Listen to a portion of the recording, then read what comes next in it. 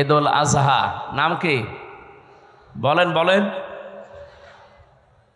এটা একেবারে পৃথিবী যেদিন তৈরি হয়েছে, দুনিয়াতে আল্লাহ যখন মানুষকে পাঠানো আরম্ভ করেছে, ওই সময় থেকে এই দিবসটা পালন হচ্ছে। মুসলমানদের দিবসই এই দুইটা, একটা ঈদুল আজহা আর একটা ঈদুল ফিতর। ঈদুল ফিতরটা হয়তো সেই দুনিয়া তৈরি হওয়ার পর থেকে ছিল না, কিন্তু ঈদুল আজহা এটা ছিল। কথা বুঝতেছেন? আল্লাহ রাব্বুল আলামিন বলেন, ওয়াতলু আলাইহিম নাবা বানাই আদম বিল হক। হে নবী, আপনি আপনার উম্মতদের কাছে আদম নবীর সন্তানদের কাহিনীটা যথাযথভাবে তেলাওয়াত করে শোনান। আমাদের প্রশ্ন হচ্ছে, যখনকার কাহিনী, ওই সময় আমাদের পৃথিবীতে আসার কোনো খবর আছে? বলেন বলেন। মায়ের পেটেও আসে নাই, শুধুমাত্র আদম নবীর পৃষ্ঠদেশ থেকে আল্লাহ বের করে আমাদেরকে রেখে দিয়েছিলেন এতটুকুই। ওই কাহিনী এখন হাজার হাজার বছর পর আমাদেরকে আল্লাহ যথাযথভাবে শোনাতে চান কেন? কারণ কিয়ামত পর্যন্ত ওই সময়টা মানুষের ভেতরে অতিলকাল আইয়ামু নুদাউিলুহা বাইনান নাস। মানুষের ভেতরে এই সময়টা আবর্তিত হবে, ঘূর্ণময় থাকবে, ঘূর্ণমান থাকবে। একটা দিনের পরে আর একটা দিন যেমন আসে, আদম নবীর জামানায় যে ঘটনা ঘটেছিল তার সন্তানদের ভেতরে কিয়ামত পর্যন্ত এরকম ঘটনা ঘটতেই থাকবে। একটু খেয়াল করে শুনবেন, আমি গতানুগতিক কথা বলি না। কি হয়েছিল ওই সময়? আল্লাহ পাক বলেন, ইযে ক্বাররাবা কুরবানান ফাতুকবিলা মিন আহাদিহিমা ওয়া লাম ইউতাকাব্বাল মিনাল আখার। ওই জামানায় কোরবানির নিয়ম ছিল এরকম চাটিয়াল ময়দানে, এই খালি ময়দানে মাঠের ভেতরে পশু জবাই করে রেখে আসা লাগতো। যার কর্মজীবন হালাল, যার জীবন পবিত্র, যার সম্পদ হালাল, আকাশ থেকে আগুনের ঝলক এসে ওইটা পুড়িয়ে ফেলতো। এলাকার মানুষ বুঝতো যে লোকটা আসলে সৎ, এর ব্যবসা বাণিজ্য কর্মজীবন হালাল। কিন্তু যারটা আগুনের ঝলক এসে পুড়িয়ে ফেলতো না, ভাবে পড়ে থাকতো, এলাকার মানুষ বুঝতো যে আসলে 2 নাম্বার। ওই জামানায় যারটা কবুল হয়ে গেছে আকাশ থেকে আগুনের ঝলক এসে, তার নাম হাবিল। আর যারটা কবুল হয়নি, ওখানে পড়েছিল, তার নাম কাবিল। আদম নবীর এই 2 সন্তান কি আছে এর ভেতরে? যারটা কবুল হয়নি এই কাবিল, ও ডাক দিয়ে বলে, ক্বালা লা আকতুলান্নাকা। লামে তাকিদ নুনে সাকিলা দিয়ে ওই সেই প্রথম দিন, পৃথিবীর প্রথম দিকের কাহিনী এটা। ওই সময় কাবিল নামে এই লোকটা হাবিল নামে আল্লাহর এই বান্দাকে বলেছিল, তোরে আমি অবশ্যই মেরে ফেলবো। আমার মনে হয় এখন পৃথিবীতে ঠিক ওই জামানা চলছে। কথা বলছেন? খালি একজন বললো ঠিক, আপনারা কি কবরে আছে? কি বলছে আপনি টের পেয়েছেন? বলেন তো, ওই সময়টা যে এখন ঘুরে এসেছে কেন বললাম? আগস্টের 5 তারিখের পর থেকে আপনি একটু তাকান এই দেশটার দিকে। 73টা উপরে দল কাজ করছে এই দেশে রাজনৈতিক ভাবে। কারো নিবন্ধন আছে, কারো নিবন্ধন নেই, কারো মার্কা আছে, কারো মার্কা নেই। কিন্তু বাস্তবতা কি? এই শুধুমাত্র এই 10 মাসের ব্যবধান না, এই 54 বছরে আপনি যদি বাংলাদেশ, এই দেশটা সম্পর্কে একটু চিন্তা ভাবনা করে দেখেন, 73টা দল কিন্তু কাজ করছে, সবাই এই দেশের মানুষের কাছে জনপ্রিয় না। কি কথা বললেন না কেন? এদেশে এমনও দল আছে শুধু লিল্লাহি তাকবীর, আল্লাহু আকবার এই শব্দ দিয়ে যদি ডাক দেয়, এই ময়দানটা আমার মনে হয় এরকম 500 ময়দান লাগবে কালকেই। কিন্তু এই দেশে এমনও দল আছে, ওরা যদি ডাক দেয় শুধুমাত্র সভাপতি আর সেক্রেটারি ছাড়া কেউ নেই। এরকম দল নেই না? এখানে হচ্ছে না। এখানে কি সমস্যা? কি এখানে কেউ আসবেন না ভাই? যে যেখানে দাঁড়িয়ে আছেন বসে আছেন ওইভাবে থাকবেন 1 ঘন্টা। এখানে যদি কেউ আসেন সত্যি তার খবর আছে। কি বলি সেটা না বুঝে আপনি আয়োজন করেছেন কেন? লোক দেখানোর জন্যে? বলেন। আরো অ্যাক্টিভ হয়ে শুনবে। মুরব্বী এদিকে আসা যাবে না। মমতাজের মতো কোনো খেয়াল আছে এদিকে? কে ডিম মারছে, কে কি গালি দিচ্ছে, কোনো খেয়াল আছে?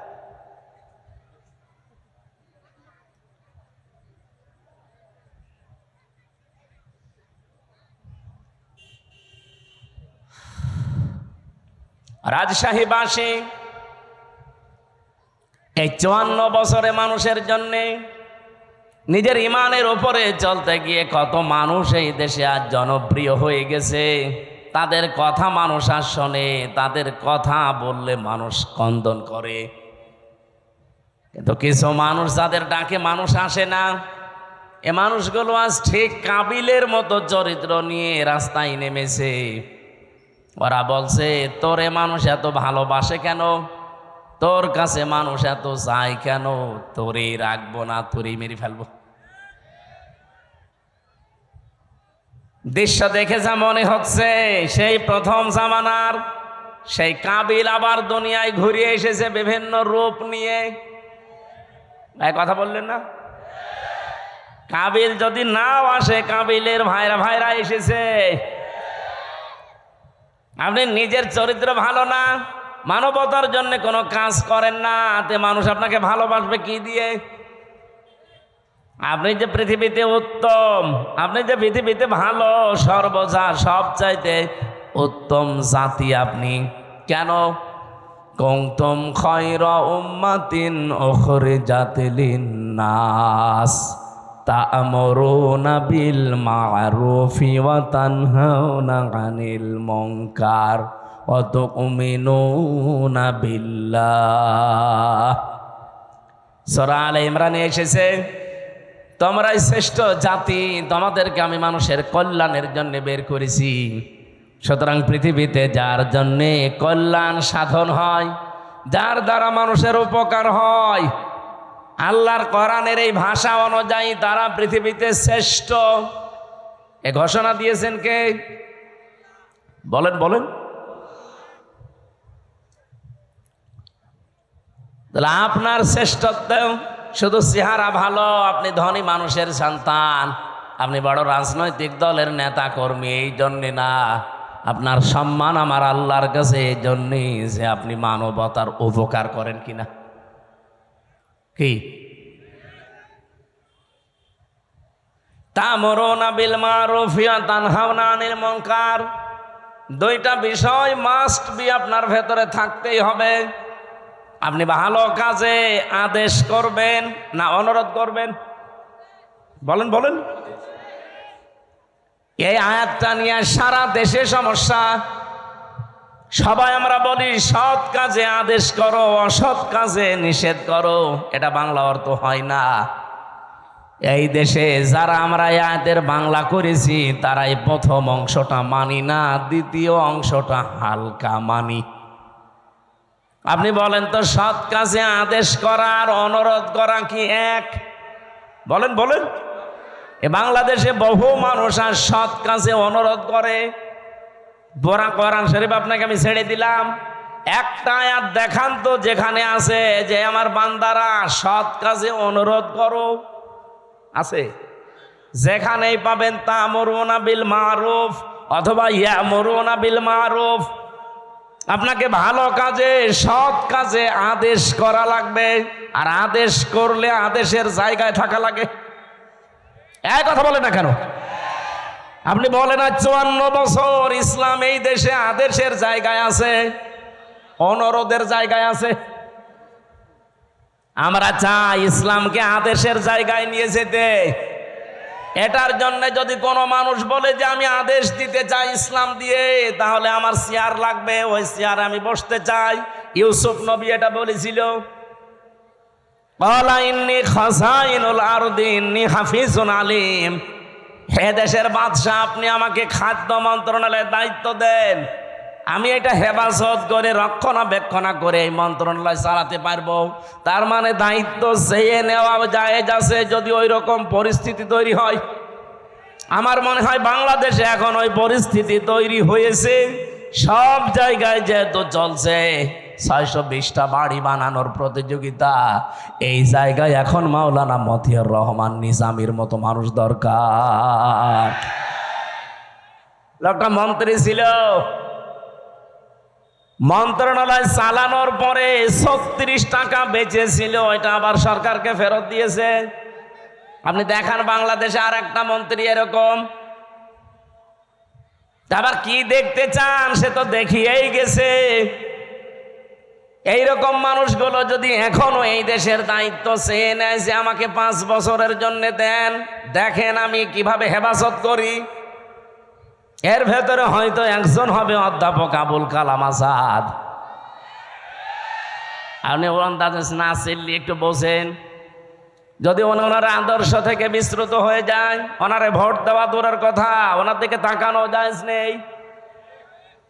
কিন্তু উনি সেই শপথ বাক্য পাঠ করেছিলেন, ক্বালা ইন্না সলাতি ওয়া নুসুকি ওয়া মাহইয়ায়া ওয়া মামাতি লিল্লাহি রাব্বিল আলামিন। এটা পড়েননি? পড়েছি। এটা যারা পড়েছে 4টা কথা আল্লাহকে বলা লাগে যে আল্লাহ, আমার নামাজ, আমার কোরবানি, আমার জীবন, আমি যে বেঁচে আছি, আমি যে মরে যাব, আমার জন্য না, সব আমি তোমাকে দিয়ে দিয়েছি। তাহলে এইরকম যারা শপথ নিয়ে মাঠে আছে, এই মানুষগুলো যদি এখন সত্যি দায়িত্ব চেয়েও নেয়, আল্লাহর কসম আমি কোরআন মাথায় নিয়ে বলতে পারি, এই মানুষ জীবনেও তার নিজের জন্য না, কিছু করলে সে আল্লাহর জন্য, মানবতার জন্য করতে চায়। এটা সারা বাংলাদেশের মানুষ জানে। আপনি 73টা যে দল বললাম, একটা দল আপনি দেখবেন, শুধু ওই দল বাদ দিয়ে যত দল এই দেশে আছে, তারা দায়িত্ব নেওয়ার জন্য মারামারি করে, না দিলে আবার হত্যা পর্যন্ত করে ফেলে। কিন্তু একটা দল আমি পেয়েছি দায়িত্ব নেওয়ার জন্য মারামারি না, এদের দিতে গেলে আরো কান্নাকাটি করে। আমি কি বেশি বললাম না বানিয়ে বললাম? এটা সারা দেশে বাংলাদেশের মানুষ জানে না। জেলা সভাপতি হওয়ার জন্য মানুষ মারামারি করে, এমনকি বিপক্ষে যারা আছে মেরে ফেলে। অথচ বাংলাদেশ জামাত ইসলামী, ইসলামী ছাত্র শিবির, ইসলামী ছাত্রী সংস্থা, আমি নিজে দেখেছি, জেলা সভাপতি, জেলা আমির হওয়ার জন্য দায়িত্ব দিতে চায়, নেওয়া তো দূরের কথা, আর কান্দে। অন্যান্য জেলা আমির, জেলা সভাপতি যারা হয়, তাদের তো উপায় আছে বিভিন্ন, আর এই দলটায় উপায় না, আরো নিজের যা আছে সব বিলিয়ে দেওয়া লাগে। এই জন্যই তো কান্দে যে আমি একই করছি, যা ছিল অন্তত এগুলো থাকবে না, সব চলে যাবে। সব চলে যাওয়ার পরও এদের কোনো দুঃখ নেই, কারণ ওরা এই কথা বলে এ রাস্তায় এসেছে যে আমার নামাজ, আমার কোরবানি। এখানে নুসুক শব্দের অর্থ 3টা। নুসুক মানে কোরবানি করা, নুসুক মানে হজের কার্যকলাপ এখন যেটা চলছে, নুসুক মানে ইবাদত বন্দেগী। আমার যত কিছু সব তো আমি আল্লাহকে দিয়েছি, এখন আমার নিজের বলতে আর কিচ্ছু নেই। কথা বলেন ঠিক কিনা? এই জন্য এই মানুষগুলো কাঁদে। তাহলে ভালো কাজের আদেশ, এটা আদেশের জায়গায় না থাকলে জীবন অনুরোধ করে ভালো কাজ করা যায় না। আমাদের দেশে যেটা হচ্ছে, এটাকে আদেশ হয় না, অনুরোধ হয়। বলেন বলেন। আর ভালো কাজ কোনটা? এখানে যে আপনি তা'মুরুনা বা ইয়ামুরুনা বিল মারুফ বললেন, মারুফ মানে বলেন বলেন, কেউ যদি এখানে জেনে থাকেন বলেন যে মারুফ মানে কি? আমার মনে হয় আলেম পর্যন্ত বলবে এখানে অনেকেই যে মারুফ মানে ভালো কাজ। কে বলেছে আপনাকে? আপনি একটা অভিধান নিয়ে এসে দেখান তো যে মারুফ মানে ভালো কাজ লেখা আছে। এ শব্দটা এসেছে উরফুন থেকে, আরাফা ইয়ারিফু উরফুন। এর বাংলা অর্থ হচ্ছে পরিচিত হওয়া। আদম আর হাওয়া যেই ময়দানে 350 বছর কন্দন করার পরে এক জায়গায় পরিচিত হয়েছিলেন, ওই জায়গাটার নাম আরাফাতের ময়দান। বাংলা অর্থ কি? পরিচিত হওয়ার জায়গা। কি বুঝলেন এখান থেকে? আল্লাহ যে বারবার কোরআনে দিলেন যে ভালো কাজের আদেশ দাও, বাংলা অর্থ এটা না, পরিচিত কাজের আদেশ দাও। পরিচিত কাজ কি বলেন? খালি তাফসীর শুনতে আসা না, কিছু ভেতরে থাকা লাগবে। পরিচিত কাজ কি? আপনি কখন পরিচিত হয়েছেন ওই কাজের সাথে? কোন দিন আপনার ওই কাজের সাথে পরিচয় ঘটেছে, আপনাকে এখন মেলানো লাগবে। এবারের দিকে তাকান, ক্লাস চলছে। এই যে তা'মুরুনা বিল মারুফ বা ইয়া'মুরুনা বিল মারুফ, তোমরা নির্দেশ দাও, আদেশ করো পরিচিত কাজগুলো। পরিচিত কাজ কি? কখন পরিচয় হয়েছে আপনার সাথে? কিভাবে পরিচয় করেছেন বলেন? এখন যদি আমি প্রশ্ন করি, আলেমরা ছাড়া তো কেউ এখানে বলতে পারবে না যে পরিচিত কাজ কি, আর কখন আমি এ পরিচিত কাজের সাথে আসলে পরিচয় হলাম। পারবেন বলতে? না। পড়া কোরআন শরীফে এই শব্দটা কতবার আছে কোনদিন চিন্তা ভাবনা করে পড়েননি? শুধু পড়ে গিয়েছেন সওয়াবের নিয়তে। হ্যাঁ, নিয়তে সওয়াব আপনার হয়েছে, কিন্তু যে উদ্দেশ্যে আল্লাহ এটা নাজিল করেছিলেন তার পারপাস আদায় হয়নি। এই জন্যে তো দেশে এখন এই অবস্থা। আমরা এইটাই বোঝাতে চাই যে আমরা পরিচিত কাজের আদেশ করব, আর পরিচিত আমি হয়েছি ওই কাজের সাথে কবে? আমাদের যিনি আদি পিতা হযরতে আদমের কথা যেহেতু আরম্ভ করেছি, বলেন তো ওনাকে আল্লাহ তৈরি করার পরে সর্বপ্রথম কিছু জিনিসের নাম আল্লাহ তাকে শিখিয়েছিলেন। এটা শোনেননি? বলেন না কেন? আল্লাহ রাব্বুল আলামিন নিজে তখন শিক্ষক ছিলেন, আর ক্লাসরুম ছিল এই পবা, নাকি কোন জায়গা? ক্লাসরুম ছিল জান্নাত। এই পৃথিবীতে যে বিশ্ববিদ্যালয়গুলো মার্ক করা হয়, যে সিরিয়াল আকারে একটার সাথে আর একটা, একটার পরে আর একটা, এই যে র্যাঙ্কিং করা হয়, কেন?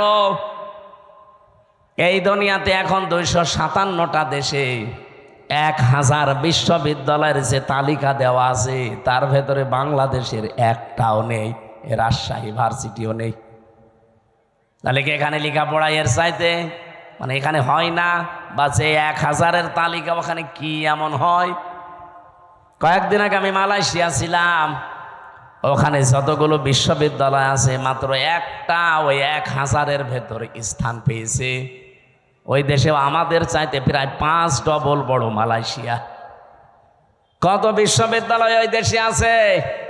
আমাদের দেশে যদি মনে করেন 1000টা আছে, সারা দেশ মিলে, সরকারি বেসরকারি মিলে, তো ওই দেশে তাহলে 5000 আছে, তার ভেতরে মাত্র একটা র্যাঙ্কিংয়ে স্থান পেয়েছে।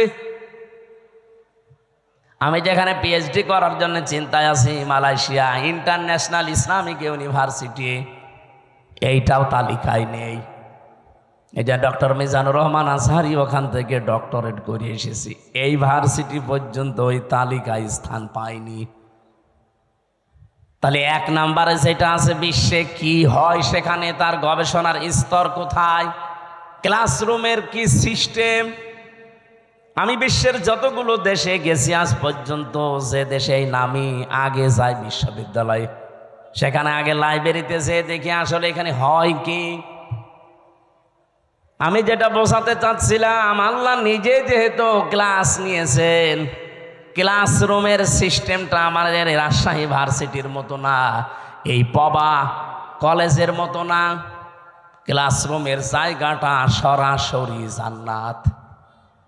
কোন জায়গা বলেন? বলেন কি স্তরে তাকে আল্লাহ শেখাতে পারেন বলেন তো? গবেষণাগারে গবেষণালব্ধ বিষয় কি পরিমাণে সেখানে থাকতে পারে, কারণ শিক্ষক তো আর দুনিয়ার কেউ না, সরাসরি কে? আর ছাত্রও আমির হামজা না, ছাত্র উজ্জ্বল না, ছাত্রকে আদম নবী, একজন নবী। কোনদিন ভেবেছেন যে ওই দিন আল্লাহ কি শিখিয়েছে তাকে? কোরআনে কারিম আমাদের জানাচ্ছে ওয়াল্লামা আদামাল আসমা কুল্লাহা। এই যে ইসমের বহুবচন আসমা, আল্লাহ পাক তাকে শিখিয়েছিলেন বিভিন্ন নাম। আমরা এ পর্যন্ত জানি, আমার মনে হয় এখানে আলেম পর্যন্ত অনেকে জানে না এখানে এসএমের বহুবচন আসমা দিয়ে আল্লাহ আসলে জানাতে চেয়েছে কি। এই ভালো করে খেয়াল করেন, রব্বুল আলামিন এখানে এসএমের বহুবচন আসমা দিয়ে জানাতে চাননি যে আদম, দুনিয়াতে তোমাকে আমি পাঠাবো, আলু, পটল, ঝিঙা, ফুল, কদু এরকম কিছু জিনিসের নাম আমি কি তোমাকে শিখিয়ে দিলাম? এটা বলেছি রে? বলেন বলেন। আর এটা যদি বইলেও থাকে, আপনার কি মনে হয় যে এরকম কিছু এইরকম ক্লাসে শিখাতে পারে? এটা কি 1 2 3 4 এর ক্লাস? বলেন এই ক্লাস কি নার্সারি পেলে কেজি 1 এর ক্লাস? ক্লাস হচ্ছে কত হায়ার, সরাসরি আল্লাহ নিজের শিক্ষক, ছাত্র যেমন তেমন সলিমদ্দি কলিমদ্দি না, একজন নবী, আদম নবী। তাও আর ক্লাসরুম দুনিয়ার কোন কলেজ বিশ্ববিদ্যালয় না। ক্লাসরুম কোনটা? আরো জোরে বলেন। এই আয়াতটা কতবার পড়েছেন জীবনে? কোনোদিন চিন্তা করেছেন যে আল্লাহ শিখিয়েছে আদমকে যত কিছুর নাম? এখানে নাম মানে এ আলু, পটল, কদু, বেগুন, ঝিঙা না, মানে ওই মারুফ। পৃথিবীতে যত ভালো যত মন্দ সব কিছু আমার আল্লাহ ওই ক্লাসে তাকে একবারে শিখিয়ে দিয়েছিলেন। যত ন্যায় কাজের আদেশ, যত অন্যায় কাজের বাধা, সিস্টেম হতে পারে কি কি, সবগুলো আল্লাহ এ আমারু বিল মারুফ নাহি আনিল মুনকার এর ভেতরে শিখিয়েছিলেন। ক্লাসরুম ওই একদিন। এবার প্রশ্ন আসতে পারে, তাহলে আমাদের জন্য কেন তা'মুরুনা বিল মারুফ? আছে, কারণ ওই দিন আমরা আদম নবীর পিঠে ছিলাম। ওই দেখো দা রব্বুকা মিন বানি আদম মিন যুহুরিহিম যুররিয়াতাহুম। আল্লাহ পাক বলেন আমি আদম নবীর পৃষ্ঠদেশ থেকে তার সন্তান ছেলে মেয়েদেরকে সব একবারে বের করে নিয়েছি। যেহেতু ক্লাসরুমের ভেতরে আমরা বাবার পিঠের ভেতরে ছিলাম, আল্লাহ পিঠ থেকে একবারে বের করে নিলেন। ওই ক্লাসরুমে আল্লাহ যা যা শিখিয়েছিলেন আমার বাবাকে, অটোমেটিক সন্তান হিসাবে আমরা একবারেই ওগুলো শিখে ফেলেছি। এই জন্য দুনিয়ায় আসার পরে কেউ যদি লেখাপড়া নাও করে, কোনো জ্ঞান অর্জন নাও করে, তাও সে নিজের থেকেই বুঝতে পারে যে এটা ভালো কাজ, এটা খারাপ কাজ। এক কথা বলছেন না? এবার আমি প্রশ্ন করছি, পৃথিবীতে সবচাইতে ভালো কাজ কয়টা থাকতে পারে? যেহেতু গুরুত্বপূর্ণ একটা বিষয় আল্লাহ নিজে শিক্ষক হয়ে শিখিয়েছেন, ওই দিন আদম নবীকে আমার আল্লাহ যে এসএমের বহুবচন আসমা সব কিছুর নাম শিখিয়েছিলেন।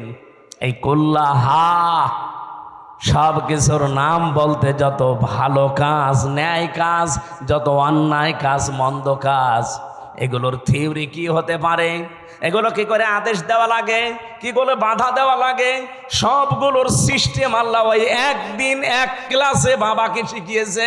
আর সন্তান হিসাবে আমরা অটোমেটিক ওগুলো পেয়ে গেছি। এইরকম ভালো কাজ অন্যায় কাজ আছে পড়া কোরআন শরীফে 500। কয়টা বলেন বলেন?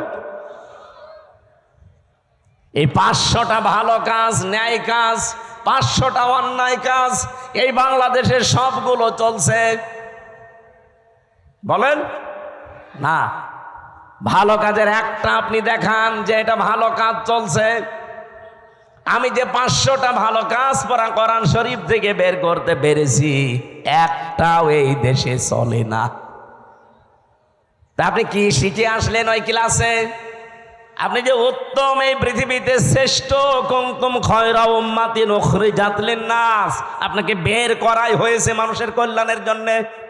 কি কল্যাণ করবেন? ওই ভালো কাজগুলো, ন্যায় কাজগুলো যদি নাই জানেন, ওইটা জানার জন্যই তো কোরআনের কাছে আসতে হয়। আমি এবার একটা একটা করে যদি ভালো কাজের বর্ণনাও দিতে থাকি, ন্যায় কাজের, বলেন তো যে জেনা করা এটা ভালো কাজ না না অন্যায় কাজ? আরো জোরে বলেন। এই অন্যায় কাজে কি নিষেধ করবেন না অনুরোধ করবেন?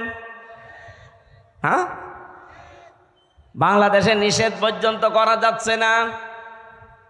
আজ যারা নারী সংস্কারের নাম নিয়ে, সমান অধিকারের নাম নিয়ে ঢাকার রাজপথে পিঠ পেট সব খুলে যে আমরা সমান অধিকার চাই, এই কথা যারা বলছে বলেন এরা প্রত্যেকেই বেশ্যা কিনা? ওরা নিজেরা বলছে আমরা চেয়েছিলাম হিস্সা, হয়ে গেছি বেশ্যা। তা আপনি আসলেও বেশ্যা? আপনার চেহারার দিকে তাকিয়েই দেখেন। কি সমস্যা কি আপনার? পানি কেন? কি দেওয়া লাগবে না? আপনি নড়াচড়া করবেন, ক্লাসে এরকম করেন মনে হয়। আপনার মাথা তো কিছু ঢুকবে না, এভাবে ক্লাস করা যায়? বলেন তো, যারা 1 থেকে মাস্টার্স পর্যন্ত ক্লাস করেন, এদিকে ওদিকে তাকান, কি বলছে ওটা আত্মস্থ করা লাগবে না? সারা জীবন খালি মারুফ মারুফ শুনেছেন, মারুফের বাংলা অর্থ জিজ্ঞাসা করলেও বলতে পারছেন না। কি ক্লাস করছেন আপনি? 500টা এরকম ন্যায় কাজ আছে কোরআনে, 500টা অন্যায় কাজ আছে, একটাও জানি না। খালি তা'মুরুনা বিল মারুফ তানহাউনা আনিল মুনকার শুনে যাচ্ছে, সে জন্মের পর থেকে আমল শুনছি, অথচ এটার সাথে পরিচিত হয়েছি কবে আমরা তাও জানি না, কিভাবে হয়েছি আমরা তাও জানি না। আজ আমরা যে শ্রেষ্ঠ জাতি পৃথিবীতে, কেন শ্রেষ্ঠ হলাম তাও জানি না, যার কারণে শ্রেষ্ঠ ওইটাই নেই। আপনি আন্দাজে দাবি করলে হবে? এই জন্য ন্যায় কাজ অন্যায় কাজ এটা আপনাকে এই মুহূর্ত থেকে জানা লাগবে। আমি নিজে আমার প্র্যাকটিক্যাল লাইফে দেখলাম, জেলে যাওয়ার আগে আমি 20 সালে গ্রামে একটা জেনা হয়েছিল। 2 জনই বিবাহিত এবং বিবাহিতা, তাদের সাক্ষী এবং প্রমাণও 4 জন ধরা পড়ে গেছে। কলমের মাথার ভেতরে যেমন মাথা দিলে যা অবস্থা, ঠিক ওই অবস্থায় তাদেরকে ধরে ফেলেছে। কয়জন? 4 জন সাক্ষী আছে পুরা। আমার কাছে এসে বলছে, হুজুর এই যে জেনা করেছে এরা, আপনি বিচার কি করবেন, একটা ফতোয়া দেন। আমি কি ফতোয়া বানাবো? বলেন বলেন। সূরা নূরের ভেতরে আছে, যদি বিবাহিতা এবং বিবাহিত কোন নারী পুরুষ জেনা করে, আর যদি সাক্ষ্য প্রমাণ হয়ে যায় 4 জন, কয়জন? তাহলে তার শাস্তি হচ্ছে মাটির ভেতরে বুক পর্যন্ত গেড়ে দিয়ে পাথর বা ইট দিয়ে মেরে ফেলতে হবে। এই বিচার, এই বিচার আমি বানিয়েছি। কার? আরো জোরে বলেন। এই বিচারের সাথে পরিচিত হয়েছি আমি কবে? ওই যে ক্লাসে। হয়তো ক্লাসের ওই কথাগুলো এরকম যারা আনবো না, এদিকে ওদিকে তাকাচ্ছেন, খালি পানির বোতল দিচ্ছেন, তারা তো 2 মিনিট পরে ভুলে যাবেন। তা আমি ভুলিনি, আমি যা পড়েছি ঠিক আমি ওইভাবেই মনে রেখেছি। আর এইগুলোর ক্লাসের জন্যে 1 থেকে মাস্টার্স পর্যন্ত আমাদের যে ক্লাস, এই ক্লাসে আমি পাইনি। এগুলোর জন্য গবেষণা করা লাগে। এই যে 1000 বিশ্ববিদ্যালয়ের র্যাঙ্কিংয়ে বাংলাদেশের কোনো বিশ্ববিদ্যালয় নেই। কেন নেই? কারণ ওই সমস্ত জায়গায় 99% গবেষণা হয়, 1% শিক্ষা হয়। আর আমাদের দেশে 1% গবেষণা হয়, 99% শিক্ষা দেয়। এই জন্য আমরা পর্যন্ত যেতে পারি না। আদম নবীকে আল্লাহ কি গবেষণা দিয়েছেন দেখেন, যে তোমাকে শুধু না কিয়ামত পর্যন্ত তোমার সন্তান যারা তারা পিঠে ছিল, ওয়াইদ আখাযা রব্বুকা মিন বানি আদামা মিন যুহুরিহিম যুররিয়াতাহুম, এটা সূরা আরাফের 172 নম্বর আয়াতের প্রথম অংশে আছে। আমি দলিলগুলো শুধু আয়াত বলছি, বাড়ি যে মিলাবেন আপনার আরো আনন্দ লাগবে। আজ যদি সত্যি আমরা ভালো কাজের আদেশের জায়গায় থাকতাম, আমি ওই দিন শুধু ফতোয়া পর্যন্ত দিয়েছিলাম, আদেশ দিতে পারিনি। যদি সত্যি আমি আদেশ দিতাম, আর গ্রামবাসী মিলে যদি ওদেরকে 2 জন সঙ্গে সার করতো, আমি বেশি থাকতে পারতাম।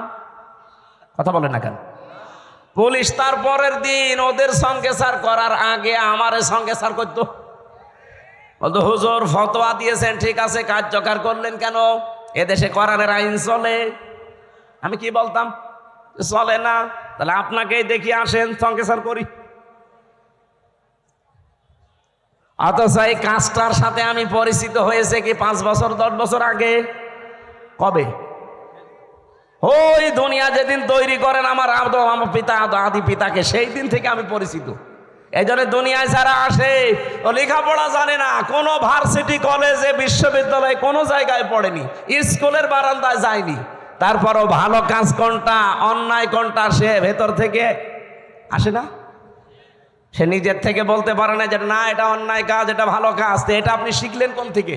এর সাথে পরিচিত হয়েছেন আপনি ওই ক্লাস থেকে।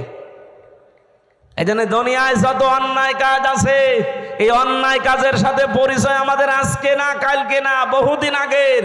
এই অন্যায় কাজগুলো বন্ধ করার জন্য যেখানে থাকা লাগে আর 54 বছরও আমরা সেখানে যেতে পারি নাই, এই জন্য কোনো অন্যায় বন্ধ হয় না। ওই জায়গায় যাওয়ার জন্য আজ বাংলাদেশ চেষ্টা করছে যে ওখানে যদি যেতে পারি ভালো কাজ কোনটা ও মন্দ কাজ কোনটা ঠিক আমি তো আগেই জানি, ওগুলো শুধু এখন বাস্তবতায় রূপ দেব। আমার তো মনে হচ্ছে এখনো পর্যন্ত দেশে কেউ হাবিল কেউ কাবিল কাজ করছে। এ রাজশাহীতে নদী নেই, কি নাম কি পদ্মা, পদ্মায় যে স্রোত চলে, আমি আর আবুল কালাম আজাদ সাহেব যদি বলি এই স্রোত বন্ধ হয়ে যা, সূরা ফাতিহা পড়ে ফু দিয়ে দিলাম, হবে? আবুল কালাম আজাদ আর আমির হামজান আমাদের বাবারা আসলেও হবে না, কাবা শরীফের ইমাম এনে কাজ করেন তাও হবে না। এই স্রোত বন্ধ করার জন্য প্রাচীর দেওয়া লাগবে, বাঁধ দেওয়া লাগবে, প্রতিবন্ধকতা সৃষ্টি করা লাগবে। এটা বুঝেছেন? এটা বুঝেছেন? 500 অন্যায় কাজ চলছে এই দেশে এখনো পর্যন্ত, একটাও বন্ধ করার জন্য সে বাধার প্রাচীর নেই, বাঁধ নেই। এমনকি আমরা যে এখানে শক্তিশালী হয়ে দাঁড়াবো সেই পর্যায়ে এখনো যেতে পারিনি। আমরা উত্তম হলাম কি দিয়ে? এই দুইটা করার পরে অতুমিনুনা বিল্লাহ, যারা আল্লাহর উপরে ঈমান আনে, এগুলোর 3 নাম্বারে আমরা ওইটা নিয়ে বসে আছি। আল্লাহ তুমি একজন আসো, তা আল্লাহ একজন আসো এ কথা তো আবু জেহেলও বলতো।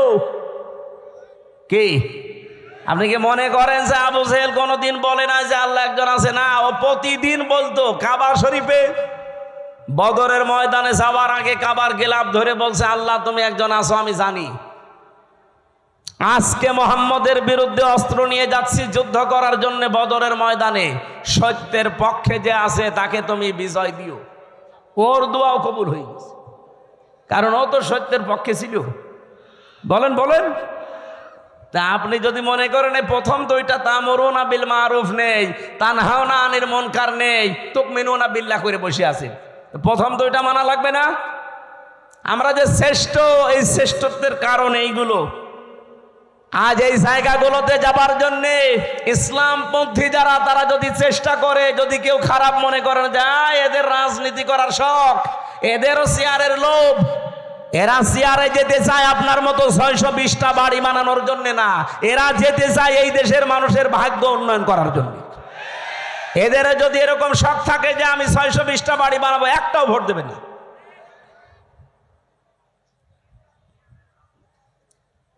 কোন কারণে আমার এই ঝামেলাপূর্ণ রাস্তায় আসার দরকার? আমার কোনো দরকার ছিল না। আমি আমার নিজেরটা বলছি, কালাম ভাই তার নিজেরটা বলুক। সারা জীবন ছাত্র ছাত্রী পড়িয়েছে, অধ্যাপক ছিল, জীবনের শেষ বয়সে এসে সেই পেনশন পাবে, 25, 30, 40, 50 লাখ টাকা পাবে। যা জীবন আর বাকি আছে আরামে খেয়ে চলে যেতে বাধ্য। কোন কারণে এই রক্ত পিচ্ছিল পথে এই মানুষের ঝামেলাপূর্ণ জায়গায় আসা লাগবে বলেন? আল্লাহ আমারে যা দিয়েছে, আমার বাবার যা আছে, আমি মরণ পর্যন্ত যদি আরামে থাকতে চাই কোনো অসুবিধা নেই। কোন কারণে আমার এই রক্ত পিচ্ছিল পথে মানুষের এই গালি গালাজ অপমান অপদস্থের পথে আসা লাগবে? আমি দেখতে পাচ্ছি এই রাস্তাগুলোই না আসলে যারা আছে এরা একটাও এ রাস্তা ঠিক রাখবে না, রাস্তাও খেয়ে ফেলবে। এ কারণে আমাদের আশা লাগছে। আর এইটাকে এখন কেউ বলছে যে না এরা রাজনীতি করছে, এটা ধর্ম ব্যবসা করছে। আমারটা যদি ধর্ম ব্যবসা হয় আপনারটা কি বলেন? আমার এটা যদি ধর্ম ব্যবসা হয় আপনারটা কি আপনি বলেন? আপনি তো 5 বছর পরে ঠিকই মমতাজের মতো হয়ে যাবেন, 5 বছর পরে ঠিকই আপনি সালমান এফ রহমানের মতো হয়ে যাবেন, কিন্তু 5 বছর পরে আমি সালমান এফ রহমান না, আমার মনে হয় যা আছে এর চাইতে আরো 3 ভাগের 2 ভাগ চলে যাবে। সত্য কথা এটাই, আপনার কাছে খারাপ লাগলেও বাস্তবতা এটাই, কারণ প্রমাণ হয়ে গেছে। মাওলানা মতিউর রহমান নিজামী আর আলে আহসান মুজাহিদ রহমতুল্লাহ আলাইহে জীবনে তারা প্রমাণ করে দেখিয়েছে যে ইসলামের উপরে টিকে থাকলে অবস্থা এই হয়। তারা যদি লাইনে না এসে নিজেরা শুধু মসজিদের ইমামতি করে চলে যেত, জীবন কাটিয়ে চলে যেতে পারত। কি দেখিয়েছে আপনি দেখেছেন, তামাম দুনিয়া অবাক হয়ে আছে আজ পর্যন্ত। এই বাংলাদেশে দৃষ্টান্ত এই 54 বছরে কেউ দেখাতে পারে নাই যে মন্ত্রীর দায়িত্ব পালন করে আবার 36 টাকা ফেরত দেয়। আপনি বলেন তো কে আছে দেখান, আমি সেখানে যাব। আর আজ শাহীবাসী যেহেতু হযরত ইব্রাহিম আদম আলাইহিস সালাম তার সন্তানের কাহিনী আমাদেরকে আল্লাহ শোনাতে বলেছিলেন, আজ হাবিলের মতো কিছু মানুষ আমরা তৈরি হয়েছি। নিজেদের জীবনে পরিষ্কার পরিচ্ছন্ন করে, কর্মজীবন পরিষ্কার পরিচ্ছন্ন রেখে আজ আমরা মানুষের আস্থা ভাজন অলরেডি হয়ে গেছি। কিন্তু কাবিল যেটা, ও নিজেকে নিজে সংশোধন না করে, ওরটা কেন কবুল হয়নি ওগুলো আবিষ্কার না করে আমারটা হয়েছে, ও আমাকেই মেরে ফেলতে চাই। এরকম কাবিল দেশে নেই, এক কথা বলেন নেই। আমরা এখন হাবিলের ভূমিকায় থাকতে চাই।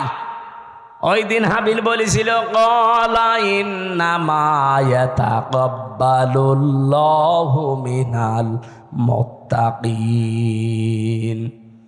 এখানে যারা আরবি গ্রামার বোঝে জিজ্ঞাসা করেন, ইন্নার পরে যদি মা আসে বাংলা অর্থ দাঁড়ায় একমাত্র, কেবলমাত্র, শুধুমাত্র, হবেই হবে, এইটাই।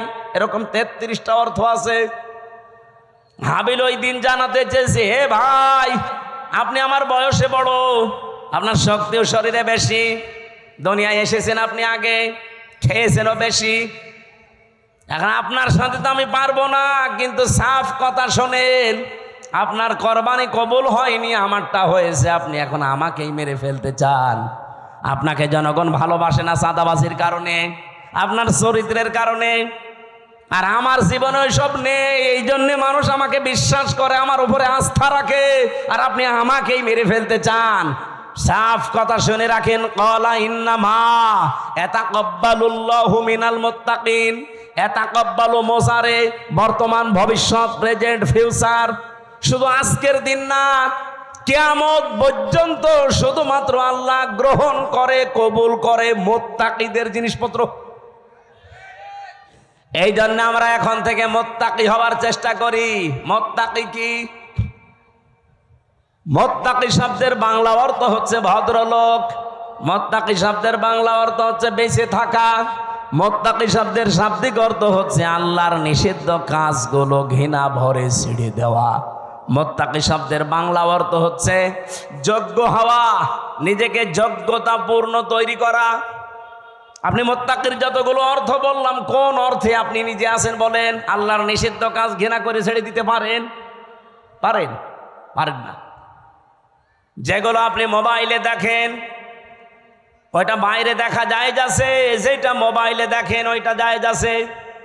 বাইরে যেই দৃশ্য দেখা জায়েজ, ওই দৃশ্য মোবাইলে দেখা জায়েজ। বাইরে যেই দৃশ্য দেখা জায়েজ নেই, ওইটা মোবাইলে দেখা জায়েজ নেই। এখানে আমার মনে হয় এমন অনেক মানুষ এমন আছে, এমন এমন দৃশ্য মোবাইলে রেখে দিয়েছে, এমন এমন ভিডিও আছে, নিজে দেখলে আনন্দ লাগে, ভালো লাগে, সুখ পায়, শান্তি পায়, কিন্তু অন্য কেউ দেখলেই লজ্জা পায়। এরকম ভিডিও আছে কার কার? হাত তোলেন তো। আলহামদুলিল্লাহ। না, ভালো, আলহামদুলিল্লাহ। এলাকায় মুত্তাকি তাহলে অনেক আছে, বোঝা যাচ্ছে। এক্ষুনি আমি চেক করবো হাতরে দিয়ে, যাও তো একটা একটা করে মোবাইল চেক করে দেখো, এমন এমন ভিডিও যদি থাকে যেটা নিজে দেখলে আনন্দ পায়, অন্য দেখলেই লজ্জা পায়। যারা ঠিক বললো যে একটা একটু ওঠেন তো দেখি আল্লাহর ওলি, যাওয়ার আগে ডিলিট করে দেবেন। মুত্তাকি হওয়া ছাড়া কিছুই কবুল হবে না জীবনে। আদম নবীর সন্তান হাবিল এইটা জানিয়েছিল তার ভাইকে, এই জন্য আজ যারা কাবিলের ভূমিকায় আছেন, জোর করে জবরদস্তি করে উল্টাপাল্টা করে শক্তি দেখিয়ে সন্ত্রাসী কায়দায় আবার অনেকে চেষ্টা চালাচ্ছে যে যাব। কোথায় যাবেন? যাবেন কি করে? আপনি মুত্তাকি হন নাই তো আপনাকে জনগণ গ্রহণ করবে না, আল্লাহ তো গ্রহণ করবেই না। এই জন্য জাল মাল দিয়ে চেষ্টা করে যাচ্ছি যে আমরা মুত্তাকি হব। আমাদের পূর্বপুরুষরাও মুত্তাকি ছিল। এই কথা বলেন না কেন?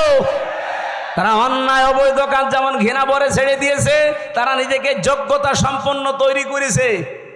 অনেকে বলে হুজুররা কিছু চালাতে পারবে না, চালাতে পারে নাই। কৃষি মন্ত্রণালয়, শিল্প মন্ত্রণালয় নিখুঁত ভাবে চালিয়েছে, আর এমন নিখুঁত ভাবে চালিয়ে দেখিয়েছে বাংলাদেশে ইতিহাস হয়ে আছে শিল্প মন্ত্রণালয়টা। আজ পর্যন্ত কেউ রেকর্ড ভাঙতে পারে নাই। মাওলানা মতিয়ার রহমান নিজামী রহমতুল্লাহ আলাইহি যখন শিল্পমন্ত্রী ছিলেন, আমি নিজে ওই সময় দর্শনা মাদ্রাসায় পড়ি চুয়াডাঙ্গায়। ওই যে কেরুস মিল নাম শোনেননি? চিনির মিল, কেরুর মদ, ওই জায়গায় উনি গিয়েছিলেন। ওই সময় একজনকে পাঠিয়েছিলেন এমডি করে। এই যে সৎ মানুষ চেয়ারে থাকলে যে কি হয়, আর 54 বছরে সেখানে 1 টাকা লাভ হয়নি, অথচ ওই 5 বছরে 5 বার প্রত্যেকবার লাভ হয়েছে। সুবহানাল্লাহ বলতে পারেন নাই?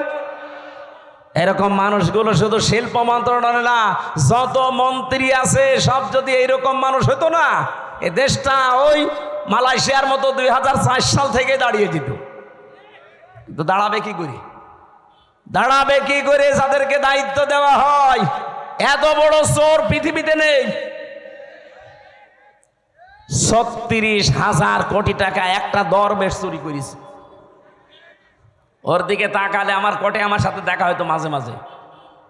এই 3 বছরই ওর সাথে বহুবার দেখা হয়েছে। মাঝে মাঝে দেখতাম ওর মাথার চুল থেকে পায়ের তালু পর্যন্ত, মানে পায়ের তালুর নিচে যেটা থাকে ওই যে স্যান্ডেল, ওইটা পর্যন্ত সাদা। আমার মনে হয় ভেতরেও সাদা। ভেতরেটা তোর বলা যাচ্ছে না, ভেতরেও সাদা। চুল সাদা, ওর দাড়ি সাদা, জামা সাদা, পায়জামা সাদা, কোটি সাদা, এমনকি স্যান্ডেলও সাদা। আর ভেতরেটা সাদা নাতে কালো, ওটাও সাদা। কিন্তু একটা জিনিস ছিল একেবারে কালো কুচকুচে, মনটা। কথা বলেন না কেন? এই শয়তান বলেছে যে কোরআনের সমস্যা আছে। ওর তো ফাঁসি হওয়ার দরকার ছিল ওই সময়।